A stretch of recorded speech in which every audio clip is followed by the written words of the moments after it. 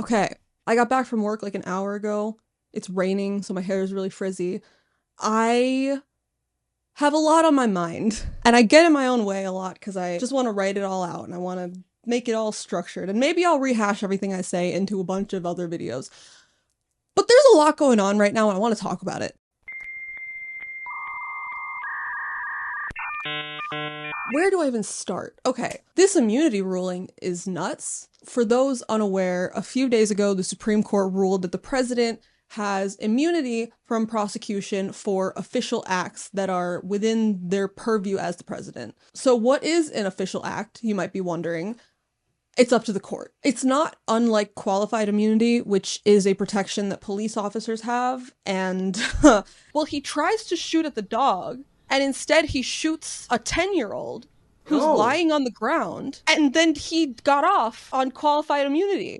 It's not used sparingly. And so because the court decides what an official act is, Biden is not going to have the same discretion that Trump would have because we have a conservative supermajority right now. The actual opinion of the case is like self-contradictory. They say that like the president has absolute discretion to enforce the laws as he sees fit, but then later they're like, we have to keep the president from potentially charging past presidents with crimes, which it's like, okay, all this hay is being made of like, oh, but what if the president is afraid to execute his duties effectively for fear of prosecution? And it's like, in the 250 years of this country existing, basically every president has committed crimes, and none of them, including Nixon, have faced any sort of criminal charges. So it's like, this is only being implemented now because we have Trump who's facing, smuggling and potentially distributing classified documents and playing a role in fomenting an insurrection and trying to overturn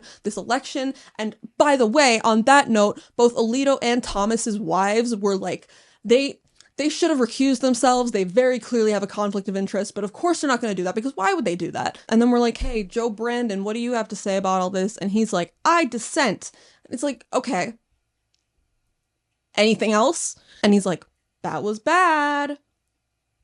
He shouldn't do that. I'm not gonna do anything though, because I'm a liberal and I like civility and I don't wanna ruffle any feathers. And it's like, what's that tweet where it's like, the Democrats keep saying a dog can't play basketball while this dog is just dunking on us over and over? It feels like a lot of the left, institutionalist Democrats and leftists in different ways, but the left broadly would often rather critique power than have it, which maybe at a glance sounds principled, but we're looking at a party that wants unfettered power and is getting it. They keep passing these like insane, and they saved it all till the end of the session, which was obviously intentional, and then they do all this insane shit right at the end, and then what, we get a couple statements? Like, at least AOC is drafting articles of impeachment, like they won't get passed, but it's a demonstration that this is bad. And it's not finger-wagging bad, it's actively trying to undermine democracy, which sounds like an exaggeration and isn't. And so it makes me think about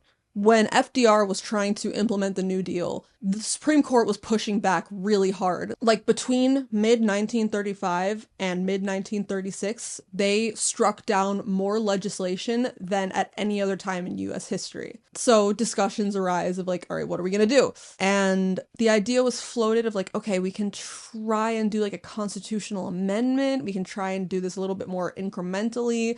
And he's like, no, we're not going to get out of this depression if we don't get this shit done right now. So he threatened to pack the courts, add a new justice for every justice over 70 that didn't retire. And then the legislation started passing. So is it political maneuvering to threaten to pack the court when they're striking down your legislation? I'd say yeah. Do I think that's a thing that should be done with any sort of frequency just to obtain political goals? No, but the circumstances coming out of the Depression were dire and required quick action. We are looking down the barrel of Project 2025, which could effectively undo decades and centuries of civil rights and civil liberties in this country. That's not an exaggeration. I made a video about it. I'll make more videos about it probably. That is potentially months away. The Chevron decision is an overt gutting of the administrative state, which is like one of the explicit primary goals of Project 2025. They are laying the groundwork for this very openly under Biden. we really need to examine this notion that the Supreme Court is apolitical. Like, we all know to some extent that we have 6 conservative justices and 3 liberal ones. But then we get these liberals, who are appalled at what the court is doing, but then they can't like fully reach that understanding that the Supreme Court is a political institution that's subject to politics because it's not supposed to be. It's this clashing of the descriptive and prescriptive. Fed 78, Hamilton says that the judiciary is the least dangerous branch of the government because they don't have an army, they don't have spending power, they're not actually creating laws. They are just adjudicating based on the Constitution, and so in turn they have to be independent and not subject to political pressures, and that's all super cool and not how it turned out at all. The court isn't apolitical. It's never been apolitical. We can look at Trump's 2016 campaign where he said that he would appoint justices that would overturn Roe v. Wade. We can look at the partisan mess that was the 2000 election where 5 conservative justices abandoned the principles that they've been promoting for over a decade in favor of getting a Republican in office. We can look at just the difference between the Warren Court and the Roberts Court on issues like civil rights. They're going off of the same constitution. Shouldn't they be ruling the same? But they're not. So then we get, like I was saying before, this disconnect between the prescriptive and the descriptive, where it's like, okay, this is supposed to be an institution untethered from politics, but it's not. What was it? Alito, Kavanaugh, and Roberts all testified during their nominations that no one, including the president, is above the law. No one's above the law in the United States. That's a foundational principle that I've talked about. I don't think the president is above the law. No person in this country, no matter how high or powerful, is above the law. I believe that no one is above the law under our system, and that includes the president. And then they passed this Immunity Act. They lied under oath. Our perfect nonpartisan arbiters of truth and justice lied under oath. Do I even get into Biden right now? Look, I'm an electoral lefty, okay? We gotta vote blue no matter who. But we're doing this weird thing around Biden, and it's not just a Biden thing, but it's like, there's probably a better word than this, but to me, it's the Veepification of the presidency.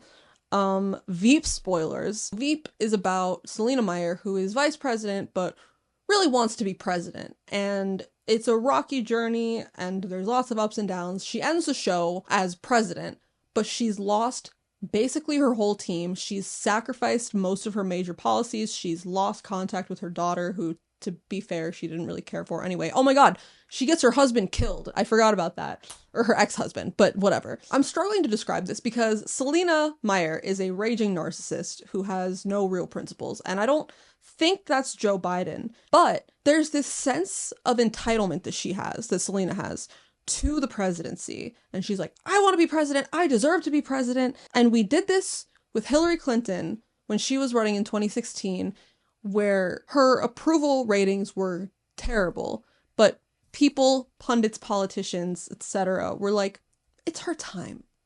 And it's like, no, it's not prom queen. You know, you're not just head of state, you're head of government. I saw a quote from Chris Matthews that basically said, like, we need to give Biden a few more months. We owe it to him.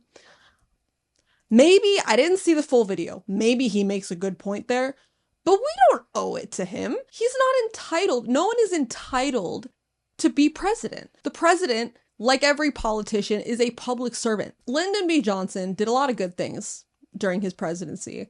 And he was generally pretty well liked.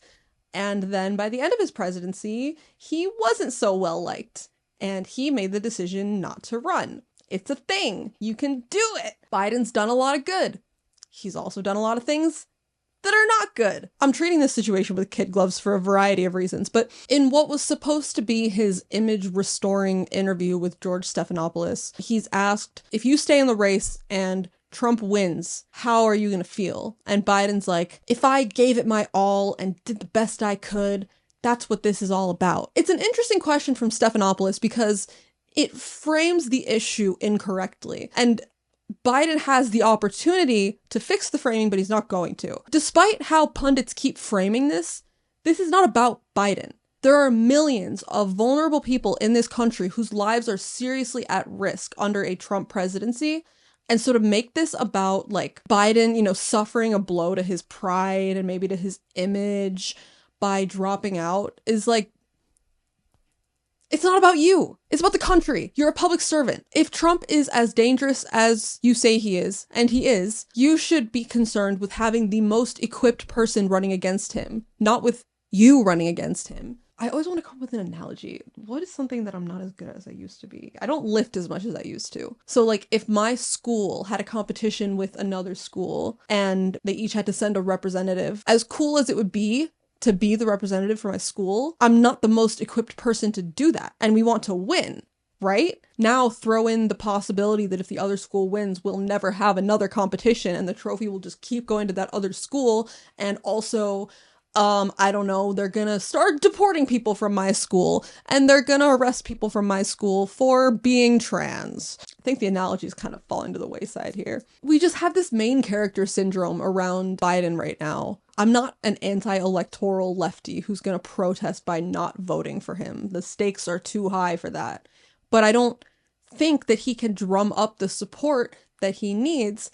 And he also is not doing the things that he needs to do right now. He needs to be doing something about the court right now. And he's not doing anything.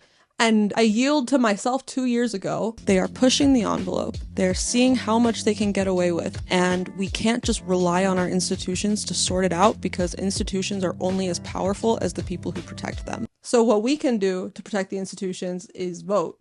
What Biden can do to protect the institutions is fucking anything. Dude, I haven't even talked about how the head of the Heritage Foundation said that the Second American Revolution would be bloodless if the left allows it.